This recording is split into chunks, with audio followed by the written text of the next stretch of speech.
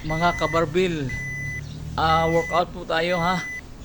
Ang ating workout ngayon, barbell seated overhead 20 repetition 3 sets.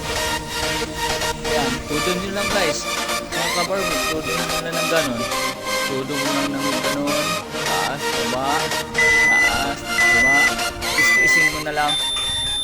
Pangalawang workout natin ay barbell upright round build and drop 20 repetition 3 sets. 3 sets din yan mga kabarbell. Ayan mga kabarbell, sundan mo lang yan. Yan, tapos may time naman tayo dyan, mayroon tayong time clock tayo dyan. Sundan nyo lang. Pagkatapos pangatlong workout natin ay barbell seated behind head military press. Sundan mo lang yan. Tistiisin mo lang kahit medyo mabigat para lulutang yung ano mo sa trap at sa may shoulder.